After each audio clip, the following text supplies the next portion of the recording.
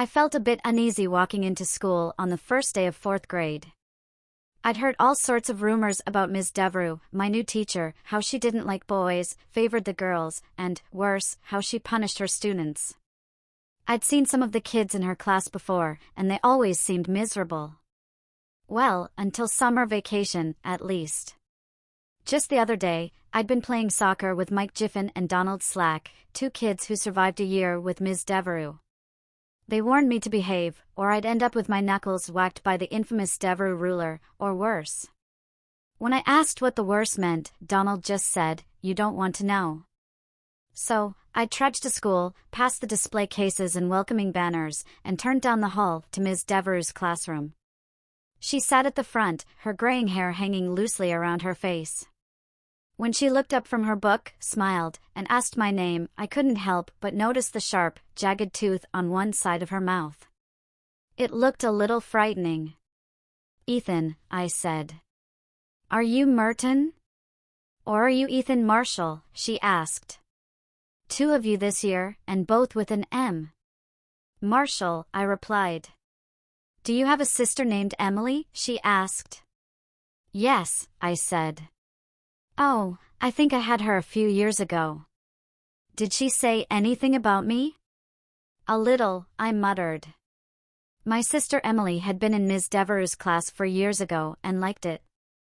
Not that I cared about her opinion, Emily and I didn't exactly get along.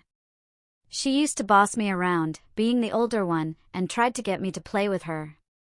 But playing with Emily was about as exciting as eating cold eggs, so I avoided it whenever I could. I took my seat between John Lawrence and Robbie Merton and waited for the bell to ring. Ms. Devereux had seemed nice enough, but then again, so had Ms. Clark last year, and she turned out to be a real pain. When the bell rang, Ms. Devereux went to the blackboard and wrote her name. She didn't look that old despite her graying hair, and she wore black pants and a cream blouse, unusual, since most teachers wore dresses. She turned to face the class. "Hello, class. I'm Ms. Devereux. Some of you might have already heard a few things about me. It's true that I'm strict, and I punish those who break the rules. But it's also true that both the girls and boys in my classes do very well in 5th grade and middle school. And I've found that my classes are very well behaved." She paused before continuing. "Now, I want to go over the rules. The first and most important one is, obey your teacher. Does everyone understand?" We all nodded, some of us saying, yes. She listed the usual rules: no talking out of turn, no making a mess, put things back where you find them, turn in your homework, no chewing gum, no hurting anyone, no spitting, no making rude noises. Lucas Lawrence raised his hand and asked, "Does that mean we can't do this?" He made a fart noise, and we all started laughing, except for some girls who pretended to be disgusted. Ms. Devereux smiled, and I noticed her sharp tooth again, making me nervous. She continued, "Actually, I was just about to address punishments. Now, class, what rule did this young man just break?" Several girls raised their hands, but none of the boys did. She called on them one by one. "He made rude noises," said Kelly Hunt. "Correct," replied Ms. Devereux. "He talked out of turn," said Wendy Stedman. "Right," she acknowledged. "He spit," said Mary Dieter. "Exactly," said Ms. Devereux. "Anyone else?" She paused, scanning the class. This young man broke another rule. "Does anyone know which one?" "Girls?" Another pause. "Class, this boy broke the most important rule. Do you remember which one?" When no one answered, she said, "Class, this boy did not obey the teacher. That's the first and most important rule. Obey the teacher. Now, when boys and girls break the rules, they'll be punished, just as they would be in every class." She stood tall, hands on her hips, smiling widely. Her tooth gleamed as she added, "You've all been given 100 points in my book. No one will be promoted to 5th grade unless they have 100 points by the end of the year. If you follow the rules and obey me, you won't lose any points and will move on to 5th grade. But if you disobey, break the rules, and misbehave, you'll lose points, and you'll have to repeat 4th grade. Simple enough, right? We nodded again, though it was a little out of sync, mumbling right in various tones. Okay, Ethan Marshall, will you please tell the class about punishments? I was on the spot. I didn't like talking in class, though I usually knew the answer. The other kids teased me a lot, but that was just part of school. I took a deep breath and gave it my best shot. You said that if we behave, we move on to 5th grade, but if we misbehave, we repeat 4th grade. Good, she said. And you have 100 points, but if you misbehave, you lose them, I added. Very good, she said again, though I hadn't finished. But Ms. Devereux, I don't get why we start with 100 points. Why not start with 0? It seems kind of pointless, I asked, feeling a bit confused. Ms. Devereux's face flushed with color. She smiled, but I could see her tension, her lips tightly pressed against her sharp tooth, which was now clearly visible. Ethan Marshall, she said, her voice icy. I could feel my stomach twist in knots, but at the same time, my body felt light, like when a car goes over a bump or when a plane hits turbulence. Without thinking, I stood up, my eyes wide in disbelief at how I'd just angered Ms. Devereux, on the first day of school, no less. The sound of my classmates' laughter snapped me back to reality. A sudden warmth spread on my thigh, and I looked down to see the darkening patch on my blue pants. My face turned red. Ethan, you might as well start with 0 points, Ms. Devereux said, her voice cool. Now, come on. Let's get you cleaned up. Everyone else, sit quietly until I return. Then, turning to Lucas Lawrence, she added, and you, young man, don't think I've forgotten about your little outburst. As we walked down the hall, my wet pants getting heavier with each step, Ms. Devereux's words were like a weight on me. Ethan, she began, I don't know what kind of student you are. I haven't had the chance to talk to your previous teachers or meet your parents yet. Mr. Denmark might hear about this incident, but I'll ask him about your record. But I don't have, I started, but she cut me off. Don't interrupt, she continued. Do you have this problem often? Do you wet the bed at night? Do your parents know?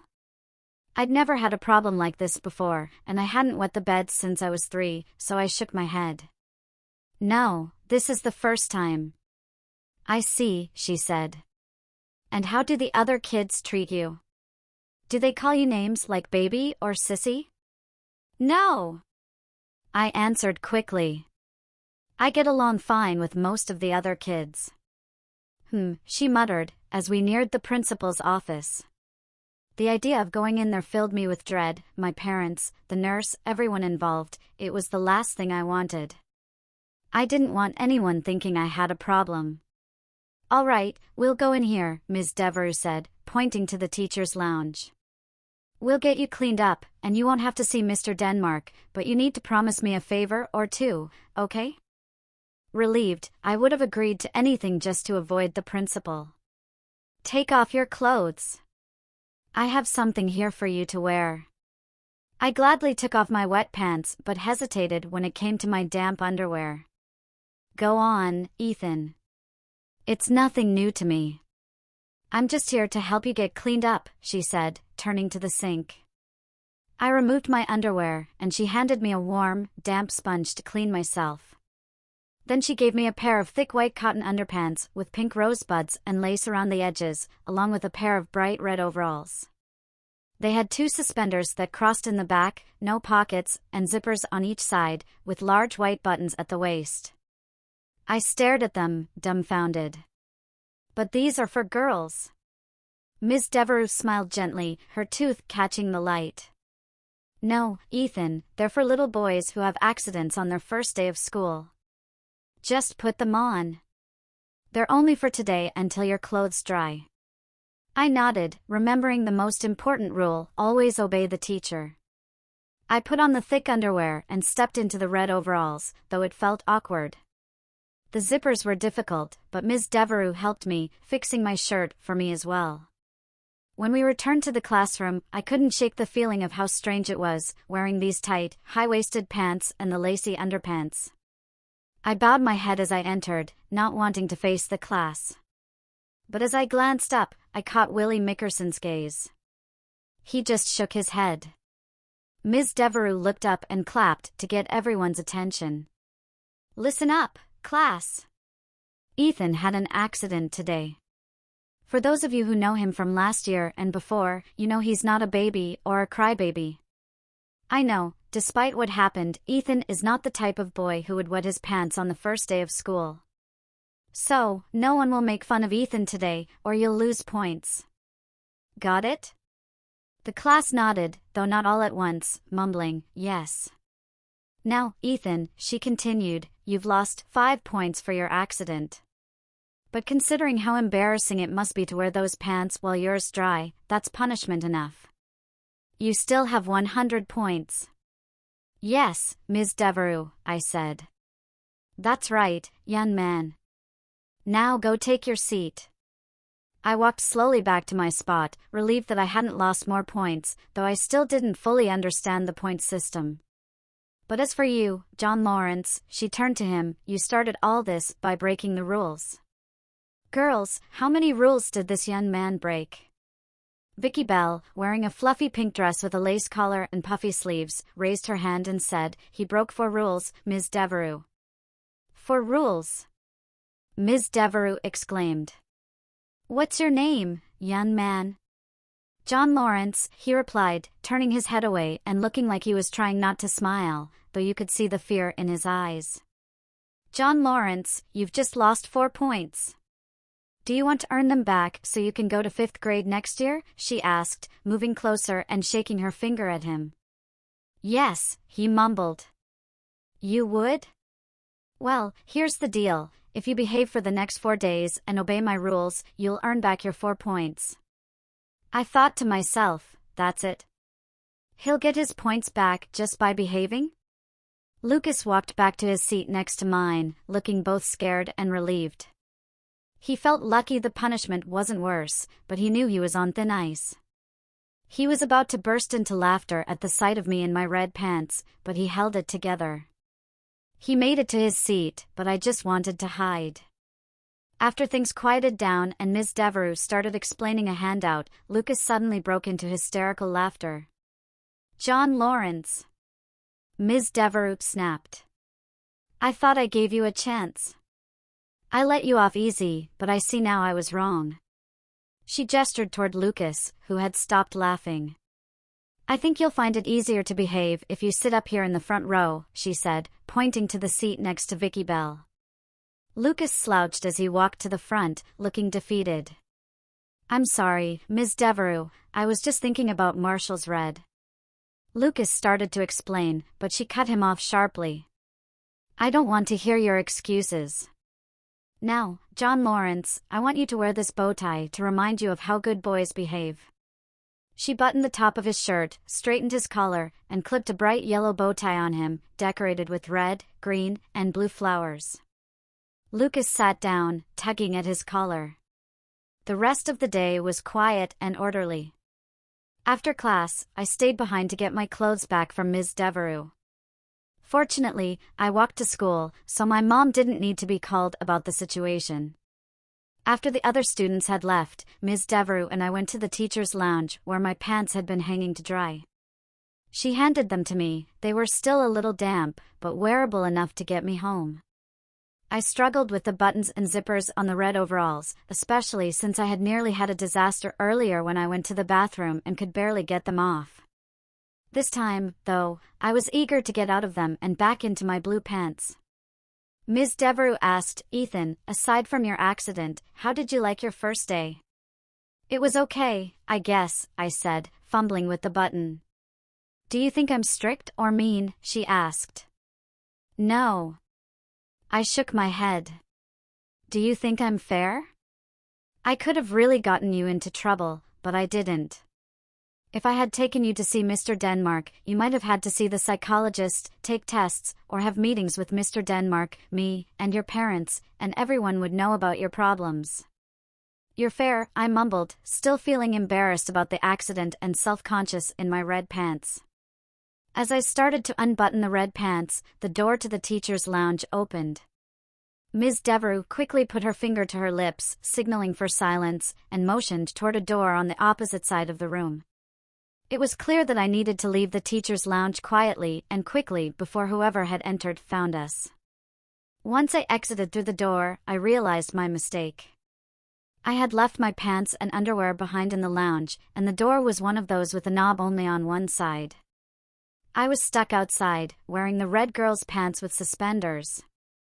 I walked home cautiously, taking the long way through backyards to avoid running into any classmates.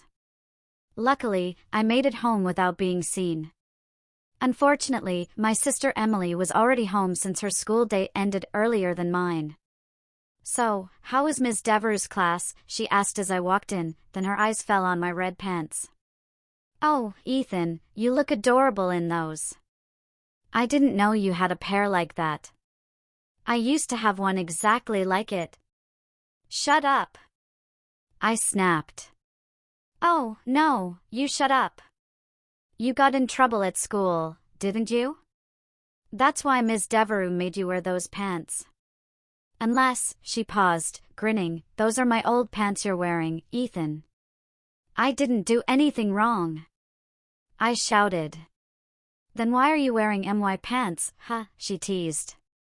"I didn't," I protested. "Let's go check downstairs then," she said, grabbing my arm. I knew I hadn't taken her pants, but I didn't want anyone to find out about my accident. Ms. Devereux had only been trying to help, right? But now I was trapped. Following Emily down to the basement was something I'd never normally do, but this time, I felt I had no choice. If she found her old red pants, it would prove I wasn't lying. Unfortunately, Emily didn't find her pants. She turned to me with a look of pure menace in her eyes. "So, you borrowed my pants without asking, huh? Now you're really in trouble," she said, pushing me in the chest so hard that I stumbled and fell to the floor. Before I could react, she pinned me down, using her legs to hold my arms to my sides. Her jean skirt shifted up, revealing her white cotton underwear. I was completely stuck, no matter how much I squirmed. She reached into a box of old clothes, growling, "From now on, I get to pick your clothes." She started yanking at my shirt, unbuttoning it roughly, tossing it aside. Then she quickly unbuttoned the large buttons of the red pants and pulled down the zippers. I couldn't stop her. When she saw the pink rosebud panties Ms. Devereux had given me, she burst out laughing. "So you weren't lying after all, were you, Robin?" she said with a smirk. "I've never had a pair of panties like these, those little pink ones with lace and rosebuds. I'm letting you go now, but you've got to promise to do what I say." I promised, but as soon as she released me, I bolted for the stairs. Unfortunately, Emily was quicker, grabbing me before I could make it to the top and slammed the door shut. Once again, I was back on the floor, with her pinning my arms. She slapped my face hard a few times until I started crying. "Try to run again and I'll really make you regret it, crybaby," she yelled. "I'll let you up, but you better do it slowly this time." Her threat had me trembling, so I slowly sat up, knowing better than to disobey. She picked out a frilly white blouse with a round collar and puff sleeves, which buttoned in the back, and forced me to put it on. She buttoned it up, one by one. "I'll bet you can't even take this off by yourself," she taunted. I tried to undo the buttons, but was too clumsy to manage. Emily pulled the suspenders over my shoulders and zipped up the red pants. She replaced my white socks with little lace-trimmed ankle socks and found a pair of black patent leather Mary Janes for me. To top off the outfit, she tied a little red bow around my neck. "Now, don't you look adorable, Robin?" she said, a mischievous smile on her face. "Wait until Mom sees you. She might even let me dress you for school. You'd love that, wouldn't you?" I didn't respond. What could I say? As I stood there in the frilly outfit, I couldn't help but think that this was easily the worst day of my life. In a previous episode, our protagonist began 4th grade in Ms. Devereux's class, notorious for her strict discipline. She controls the classroom by giving each student 100 points at the start of the year, subtracting points for bad behavior. At the end of the year, anyone with fewer than 100 points must repeat 4th grade, so the students are highly motivated to follow the rules and avoid losing points. Unfortunately, on the very first day of school, our hero has an accident and wets his pants. Ms. Devereux, prepared for such incidents, takes him to the teacher's lounge where she helps him change into a spare set of clothes. Though he's grateful that the principal won't hear about his mishap and that his mother won't be notified, he's mortified when the clothes turn out to be girls' pants and underwear. Despite his embarrassment, Ms. Devereux's strictness ensures that none of the other students tease him. By the end of the day, due to unforeseen circumstances, Ethan is unable to recover his dry clothes and ends up returning home wearing the red, stretchy girl's pants with suspenders. He manages to avoid being spotted by his classmates, but, unfortunately, upon returning home, he falls into the hands of his mean older sister. Emily forces him into more girls' clothes, a camisole, blouse, socks, shoes, and a bow around his neck. Struggling with the buttons on the blouse, Ethan realizes he's too clumsy to remove it by himself. Trapped in a humiliating outfit, he must remain indoors, unable to join his friends outside on a beautiful September day. When his mother arrives home, instead of offering comfort, she tells Ethan to handle the situation himself.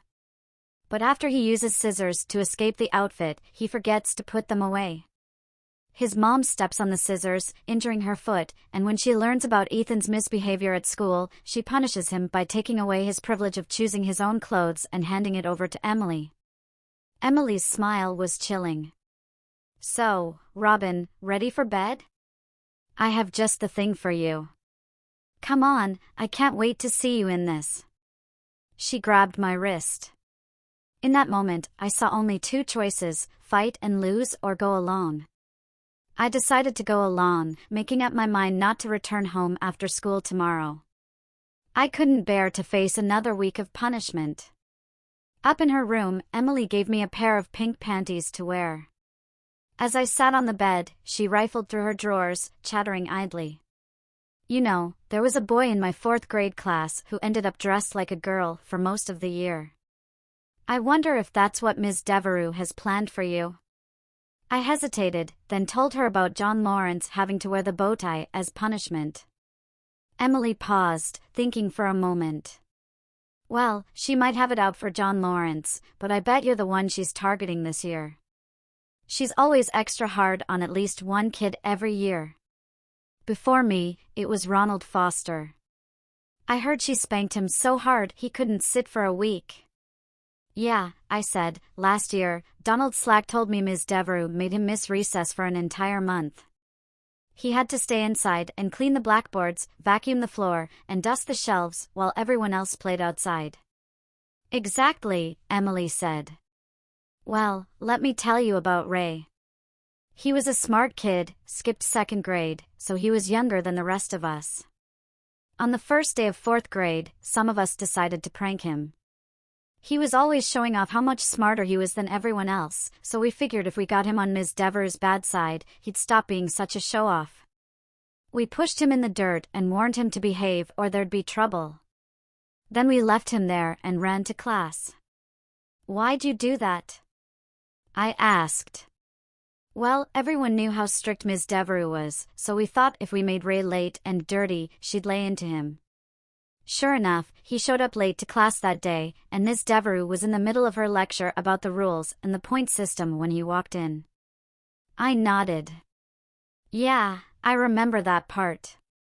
"Well," Emily continued, "Ray walks in, all dirty and late, and Ms. Devereux just looked at him. 'What's your name, little boy? Are you in this class?' she asked. Ray barely got out, 'Ray Little, ma'am.' She wasn't impressed. 'Ray Little? Well, you're late, and you're filthy. Class, I told you that if you come in late and dirty, you lose points. The more late you are, the more points you lose. The dirtier you are, the more points you lose. Understand?' 'Yeah,' I said, 'I get it now.' Well, Emily added, Ray definitely understood after that. But that's Ms. Devereux for you, tough on rules and tough on those who break them. Ray Little, what am I going to do with you? Ms. Devereux's voice cut through the classroom. You're filthy, and we have our class pictures today. What will your mother think when she sees her dirty little boy in the school pictures? No, we must get you cleaned up before 11:20 when we are scheduled for the photos. But in the meantime, it's only fair that you lose 5 points for being both late and dirty. But Ms. Devereux, how can I get those points back? Ray asked, his voice tinged with desperation. Ray Little, do not speak unless you're called upon, she snapped. You've just lost another point. She continued with a more measured tone, Class, it's only fair that you have the chance to earn back points, so I will award 1 point for a day of good behavior. Of course, I will also help you earn back your points, as you'll soon see. I like to see my students succeed and move on to the 5th grade. Turning to Ray, she said, now go to the sink and wash up. We'll deal with your clothes later. Emily continued her story. At 11:15, Ms. Devereux had the class line up alphabetically for their pictures and led them to the multipurpose room where the photographer had set up on the stage. She instructed the students to do as the photographer asked and remain quiet while waiting for their turn. Then she whispered something to Ray, and they left the room together. About 5 minutes later, Ms. Devereux returned. Behind her, Ray entered the multipurpose room, his face flushed with shame. His long hair, usually loose and tousled, had been pulled back tightly into a ponytail, tied with a yellow ribbon, so snug that the white of his scalp showed. His face was scrubbed clean, framed by a lace-trimmed collar attached to a pale yellow dress with short puff sleeves and a white pinafore. The dress was short, ending above his knees, and his legs were bare. He wore lace-trimmed anklet socks and white patent leather shoes with a buckle across the top. He walked with his head down, not meeting anyone's eyes. The class was stunned into silence. Some covered their mouths, while others shook their heads and turned away. Ms. Devereux quickly guided Ray to his spot in line, pulling and pushing him by the elbow.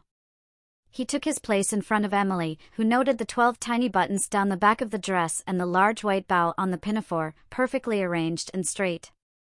Ms. Devereux whispered to Emily, I told him to sit with his legs together when he's on the stage, but I want you to remind him, please. Emily nodded, uncertain about how to respond.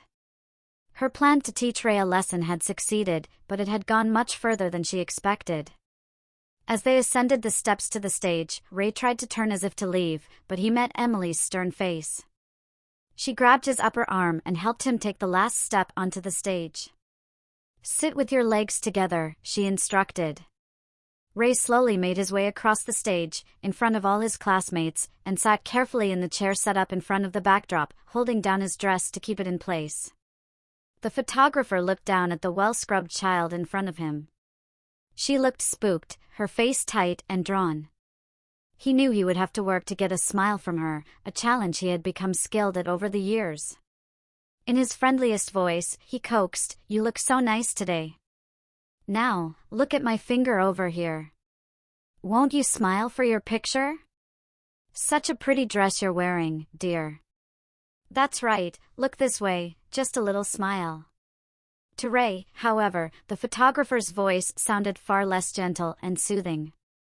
It boomed over him, making him unsure whether to trust it, and so he opened his mouth slightly.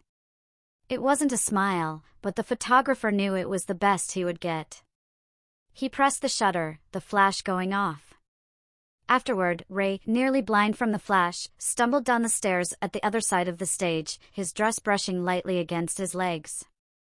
Later that day, Ms. Devereux warned the class not to tease Ray, threatening to subtract points if anyone did. As for Ray, if he behaved for the rest of the day, he would earn back 3 of the 6 points he had lost. So, what happened? I asked. Did he have to wear the dress all day? Actually, he had to wear a dress for most of the school year, Emily replied. None of the kids in my class really gave him a hard time about it, although the younger kids in his old class teased him a little. I heard his mom kind of liked having another little girl in the house, and Ray didn't seem to mind all that much. After 4th grade, though, they moved away. No way, I said, shocked.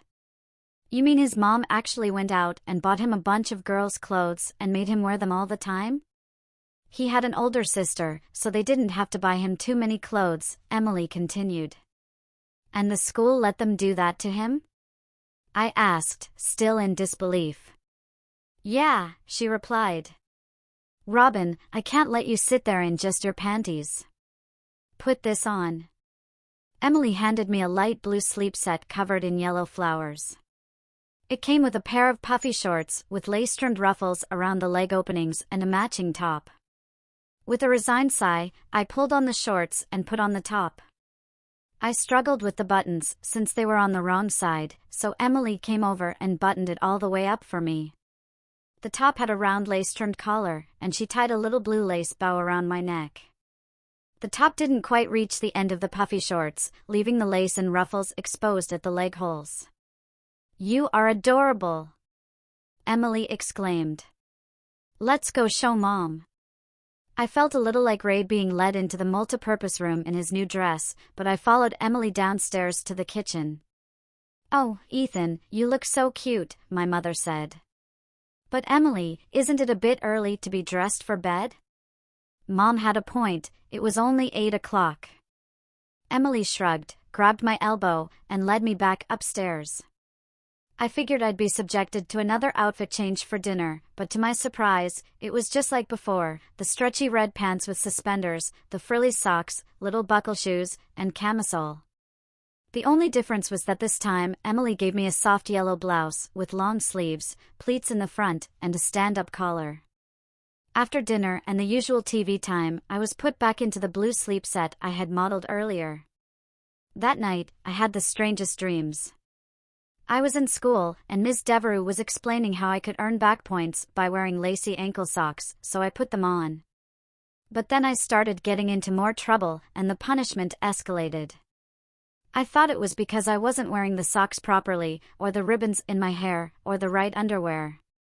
Gradually, I needed more and more special clothes to ensure I followed the rules, until finally, I had to wear a short, frilly white dress with red polka dots and matching bloomers. The underwear was too visible, and the other kids laughed at me.